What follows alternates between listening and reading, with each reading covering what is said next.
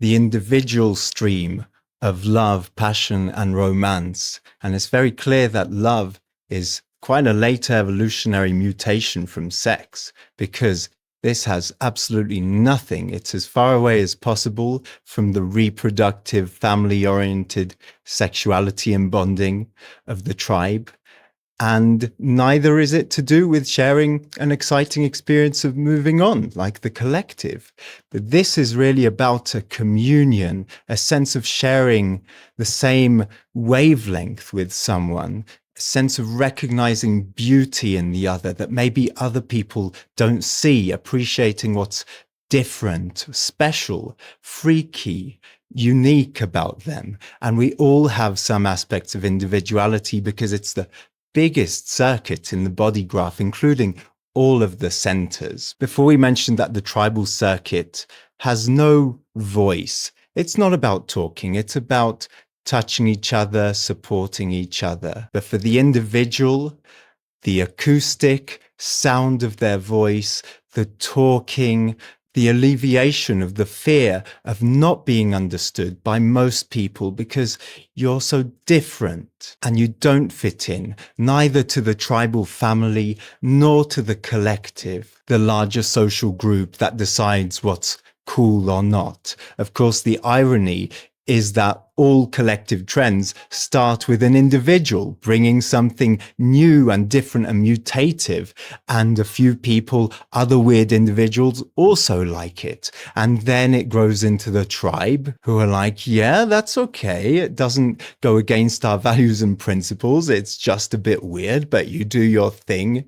And eventually it gets picked up by the collective and turns into the new fashion, the new mode, the new best thing that everybody starts doing, and it becomes normal. But it's the individual that starts it. So the tribe is silent but supportive of each other.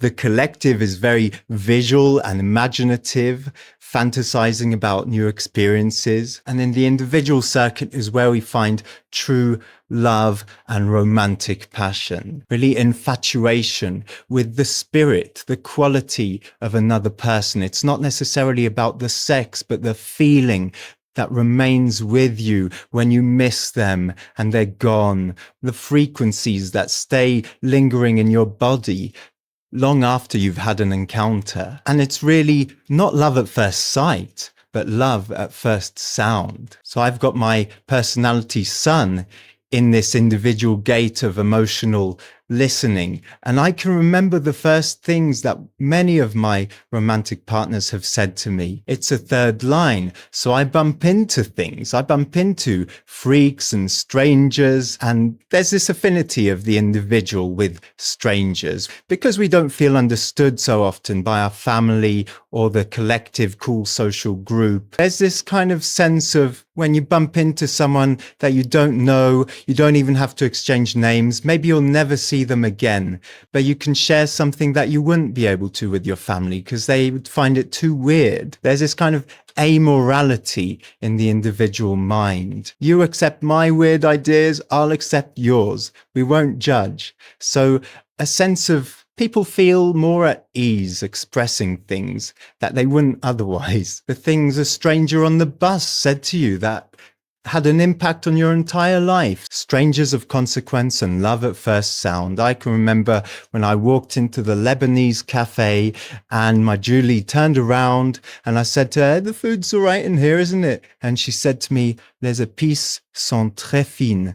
And that will always stick in me. I mean, my French was too crap at the time to know what a good response to that would be, but it went right into me. And the individual mind is characterized by a sense of inner knowing. It's not about a formulaic kind of logical thinking, nor is it an abstract, oh, that makes sense. It's just, you know, in that moment. So it's very indecisive. You don't know until you know. But in that moment, hey, you know when you meet love, when you hear it. And for the individual, it's so important, those little words of sweetness and poetry and saying I love you, which for the tribe is absolutely not necessary. They can give each other a pat on the shoulder every evening, and the bond is there in that touch. But for the individual, it needs to be spoken. And it's not so much about the content of what's being said either,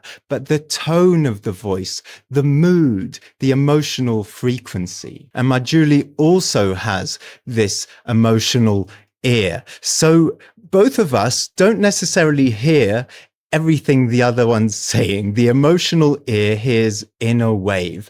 The first thing you pick up on, especially if you're emotionally undefined, is the mood of the other person, the kind of emotional energy that's hitting you, whether that's happy, sad, angry, peaceful, or in the mood for romance. And it's only later, as your mind plays back to you what's been said in your own emotional rhythm, that you start to understand and hear what the content of what the other person was actually saying. So bear that in mind in an individual relationship. You might have been so blown over by the emotion, the anger, or the happiness of the other person that you need them to repeat what they actually said in order to hear it. There's an inherent deafness in the individual mind here, a resistance to other people's ideas and ways of thinking, and its purpose is to protect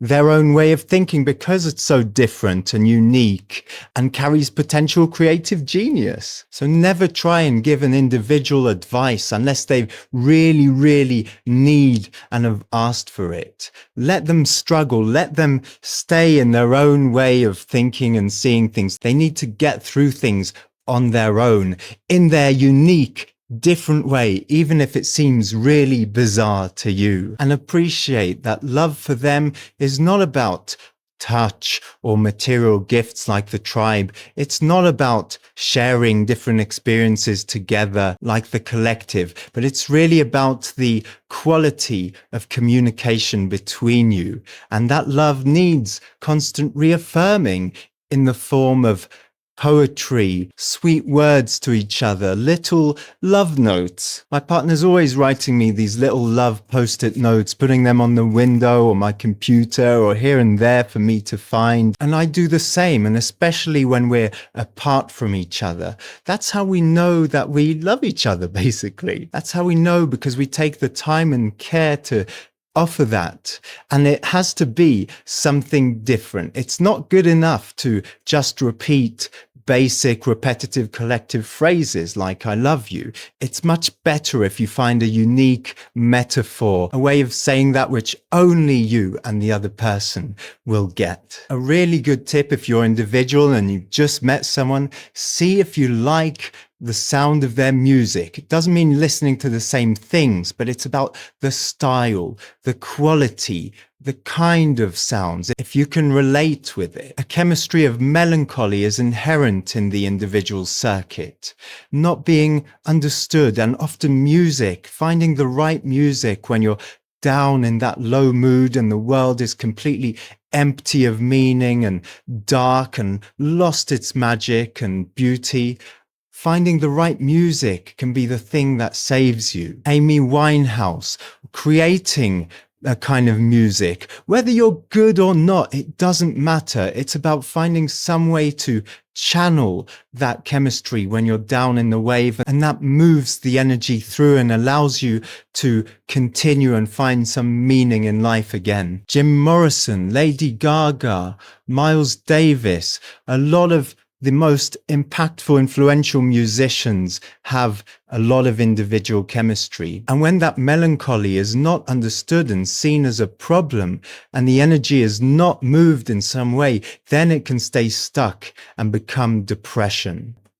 And bipolar disorder and all kinds of food and drug addictions found here in this 55th gate, because it feels things so strongly, and the emotional wave of this circuit is quite unpredictable. It's just pulses on, off. One day I'm alive and the whole world is beautiful and full of magic and I'm seeing all the rosy side of everything. And the next day I'm down and blue and everything is dead to me. I'm dead to the world. Everything is ugly and dark. And often before the heaviest dip to rock bottom, just before that, you've had the highest high, the happiest you've ever been. That's when you know, probably tomorrow I'm going to spike downwards. And in between those spikes, then there's a level. You're just plateau. Everybody thinks things are all right with you. And so it can be very surprising. And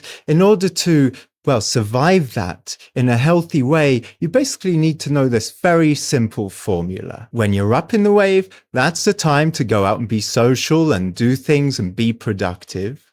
When you're down in the wave, that's the time to go inwards, be by yourself. Aloneness fosters creativity in that case. Don't try and stop it, otherwise it will develop into some kind of chronic depression. Really allow yourself to go down to that rock bottom, find the right music, some creative outlet that moves the energy, and the message that melancholic muse holds for you will find a way to come out. And that's when individuals have this creative potential to bring something new and different and beautiful to the world. Another note on emotional hearing is if you say anything to an individual person when they're up in their wave, they'll see the wonderful side of it. You're pregnant. Oh, that's wonderful. How beautiful. I'm so happy for you. We can support each other. Our kids will be able to play with each other, etc., etc. You say the same thing to them when they're down and blue in the wave. They'll say, oh, you're pregnant too. Oh no, we're going to have to share resources. It's going to be really tough. Are you sure you're ready? I'm not sure I'm ready either. Maybe it was a mistake. Same thing, different mood. That's why if you're emotionally defined, you should never make any kind of decision in the moment, because you're only seeing one side of the story, and you've got to process things over at least 3 or 4 days so you can see the other sides, the good side, the bad side, whether you're considering a job or a relationship, before you can get any kind of holistic sense of clarity about the big picture and if it's actually meaningful to you or not. And recognize that this indecisiveness, which is inherent to you as an individual, there's nothing wrong with that. People my whole life have been telling me I'm indecisive, and I beat myself up because I couldn't make a decision. Now, for me, I'm not emotionally defined, and it was because I was identifying with my personality sun. The sun earth are 70% of what makes you up. And I was trying to feel and wait for some kind of sense of clarity, but I'm not emotional. So that's never going to come to me. And I was completely dissociated from my splenic in the moment instincts of how my inner authority works. But for you, if you are emotionally defined here, then that indecisiveness is good. And you need to wait until you have a sense of knowing and that emotional nervousness has calmed down. There's as the wave moves, you start to get to see there's a line, and it's 80% yes, I do love her, or 80% no, I don't. They're not for me. I remember dating for 6 months a very emotional 39-55, and she was trying to decide between me and another guy, and it was like yes, no, yes, no. It took her a month to get clear. Appreciate the indecisiveness, appreciate those ups and downs. Try not to try and numb the strength of that emotion with food or drugs or alcohol or whatever it is, because you're numbing down, damping down your spirit and your creativity and your whole ability to align yourself with beauty and your purpose and meaning in your life. So stay with it. Find the right music. When you have two individuals together, it's a sense of mutual empowerment. I do things my way, you do things yours. We don't have to share or do the same hobbies or experiences like the collective. We don't have to believe or think the same way. We don't need to share the same values and principles like the tribe and both eat the same diet. We can be radically different from each other. The more different, the better. By me being me, it allows you to be you. And when you see them walking down the street, they're not necessarily holding hands like a tribal couple. If a tribal couple is not holding hands, there's a problem in that relationship. If a collective couple isn't going out and doing things together, there's a problem in that relationship. But an individual couple, they're just walking side by side in their difference. They sit opposite each other in a restaurant, look in each other's eyes and talk for hours, just hearing, appreciating the sound of the other person's voice. I couldn't be with somebody that I didn't like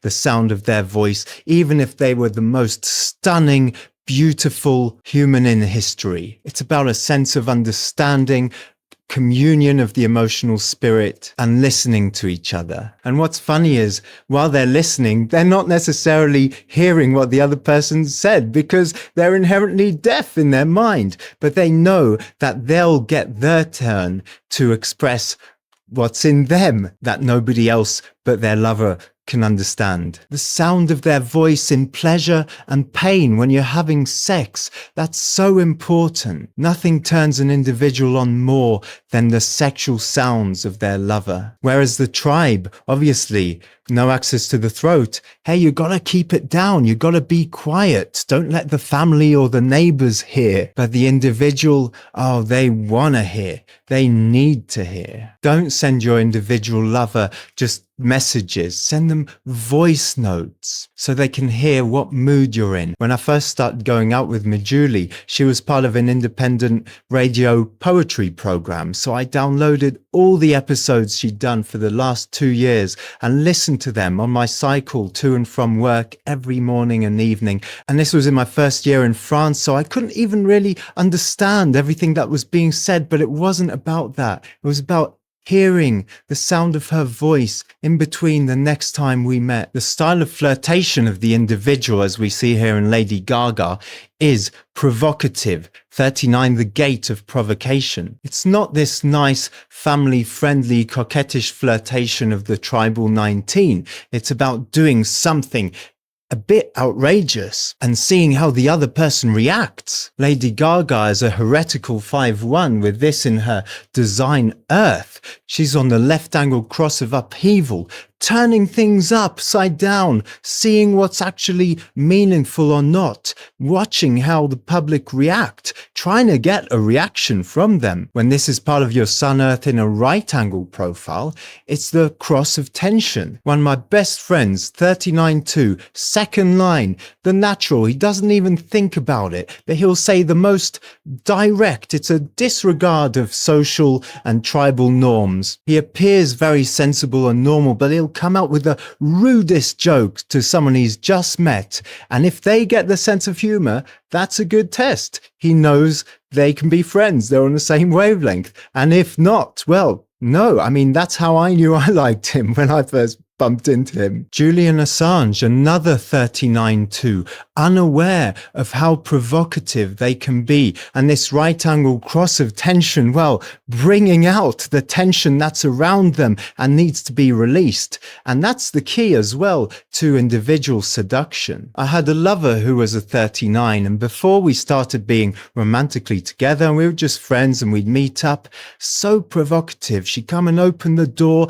just out of the shower with only a towel around her. As we'd head out, she'd suddenly bend over right in front of you to tie her shoelaces. And especially if it's unconscious, they're not even necessarily aware of it. Wear the sexiest, most provocative, shortest shorts outfits in public, but woe betide anybody who makes any comment on reaction. And if you react to their provocation, you know, if she bends over in front of you or she opens the door only in a towel and you kind of react and you show any sign of it turning you on, then you've lost the game, my friend, because it's about this build-up of tension and they want to see how easy or difficult you are to provoke. And the harder you are to provoke, oh, that's really interesting because then they really want to know what they've got to do to get a reaction. And it has to be the right kind of reaction, something that like ping pong builds the tension, builds the anticipation until such time when there's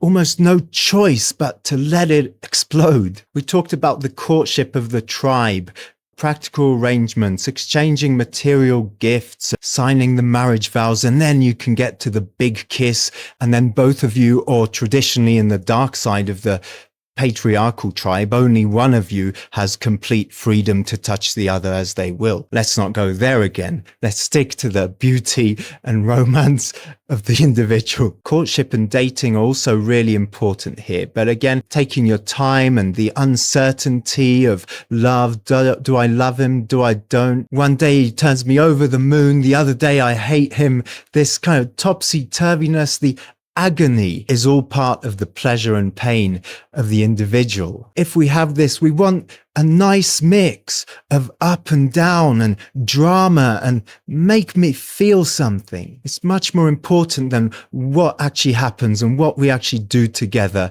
like the collective, much more important than having enough money like the tribe cares about. You can tell if someone's not right for you here if you provoke each other in the wrong way. So that 39 lover I had for a few months, it fell apart, and the signs that the relationship was not quite right were in the small ways that each of us rubbed each other the wrong way. She didn't like the little sounds I make when I eat. I didn't like her accent when she said certain words. It's little things like that that you listen for. And one of the reasons individuals try and build up this passion until it's a fire before actually consummating it is because physically, sexually, they can like some weird things. Individuals can be very repetitive. It's their way of getting some kind of consistency in that inner uncertainty. So once they find what they like for breakfast, for example, my mum, a pure individual, had the same porridge for breakfast and miso soup for dinner every fucking day for 45 years. Once they find a particular sex position they like, well, that's what they like, and they don't necessarily like anything else. So it's a big risk to get into bed with someone because all of those months of romance and passion and speaking and listening to each other, the build-up of tension can be a really massive anticlimax if they get into bed and they just, well, they don't like what the other person's into and they're not flexible. They don't want to try all these billion new Kama Sutra things like the collective. Either it fits or it doesn't, and they really can be into some weird things. I remember in Germany, the Germans are into some weird things, but for some reason with one of my best friends, who's also very individual, as you can see, we decided to shave all our hair back when I still had more hair, except for a little circle on the back. And it looked bizarre, and everybody in the course was asking me, why would I do such a weird thing? But the one person who really, really loved it was this pure individual woman who I was actually kind of into as well, because I found her a bit weird and different and interesting. Unfortunately, there wasn't enough time to build up the tension between us for anything to happen. Individuals are very sensitive, tend to take things very personally. So it's an extremely vulnerable thing for them, as we said, to get to that point of tension and passion and actually get naked with somebody. It's a big, big risk to take. Again, this fear of not being understood, not being accepted by the tribe and the collective. What if the other person finds me so bizarre that they'll never speak to me again? Or even worse, tell my tribal family what I'm actually into and what I sound like, the sounds I make. More than what I look like is what they're worried about. Once they do feel safe with you and accepted, and they happen to be in the mood to be social, they could be the most eloquent people. Julian Assange, Krishnamurti, Frida Kahlo can be eloquent also with their art, but usually with words as well. Miley Cyrus, I'm quite interested to see what comes out of her with all this individuality, as long as she can deal with that bipolar aspect and hasn't been too damaged by the TV and music industry. Maybe one day she'll bring out something really mutative and different and unique. Personally, I didn't know what to do with my melancholy, depressive side and really suffered from chronic depression. Basically, since I was born, I'd say, until my mid-20s. And the thing that saved me from it was finally, another group of weird misfit individuals and mutually empower each other and appreciating our differences. Some of us are flat earthers. So what? Some of us are vegans. Some of us are carnivores. Some of us like to wear our underwear on the outside. Whatever, you don't tell me what to do or think, and I'll leave you alone, and that way we can live in peace. The collective appreciates sameness. All these social movements, they're all about, let's not focus on our differences. Let's see what we have in common, and we all believe in the same thing and share the same values. But to the individual, that's horrible. That destroys individuality and creativity. We appreciate what's different. Depression for the individual in the 60s is when there's nothing new, when there's nothing unique and beautiful to listen to, when we all have to wear the same uniform to school and work and think and believe the same things. We have to take care of our sensitive individuals, otherwise there'll be no innovation. There's nothing new under the sun in the Solomon's world of the collective. And as I said, the circuit is the biggest of them all, through all the centers.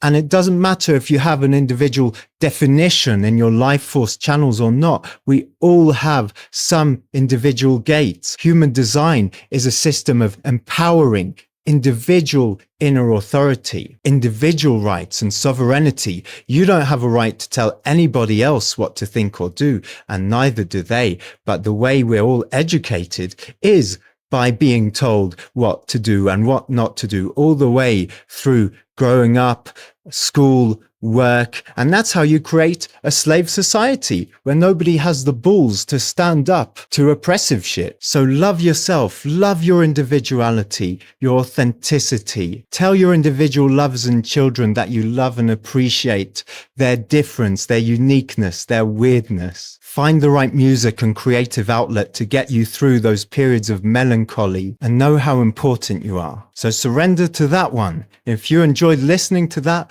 please remember to like and subscribe, and I'll see you next time when we look at the exciting stream of collective Kundalini.